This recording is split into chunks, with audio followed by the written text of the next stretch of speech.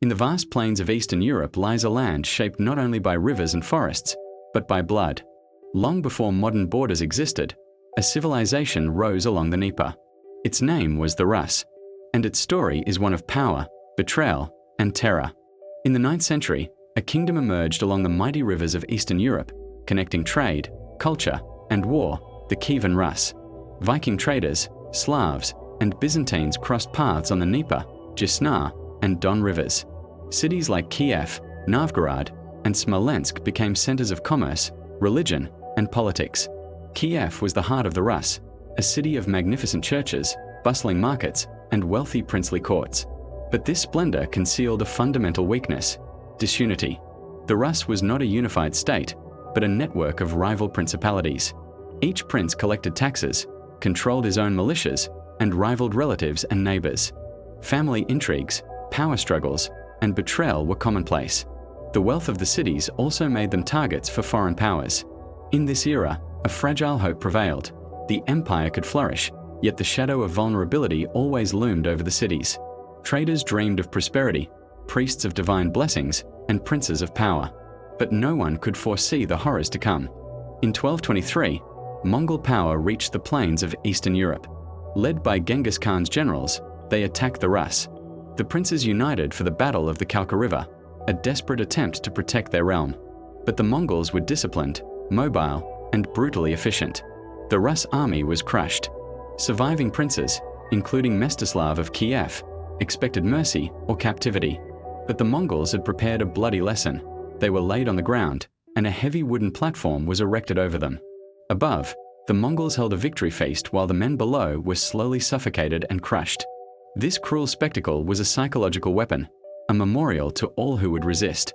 The suffering of the princes spread fear throughout the remaining cities of the Rus. 17 years later, in 1240, the Mongols returned under Batu Khan. Kiev, once flourishing and rich, fell in a very short time.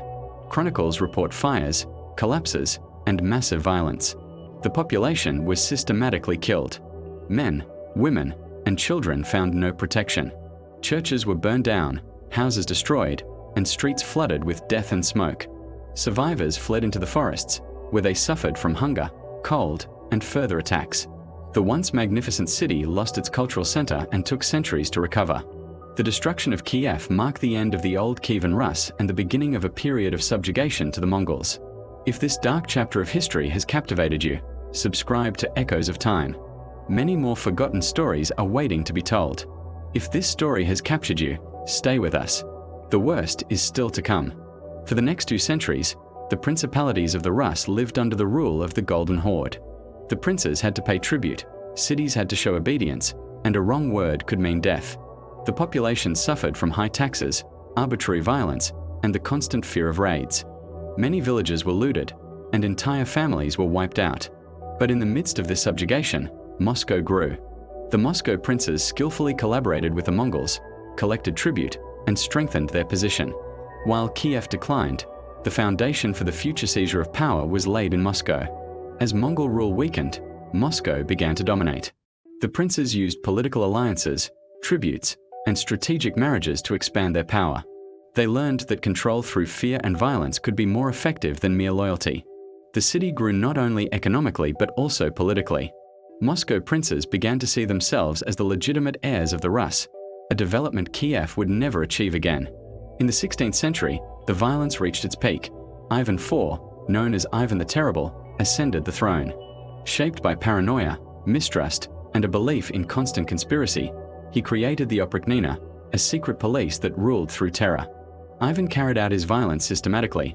Opponents were tortured, killed, or publicly humiliated. Cities were looted, villages destroyed, and entire families wiped out. His bloodiest act was the Novgorod massacre of 1570.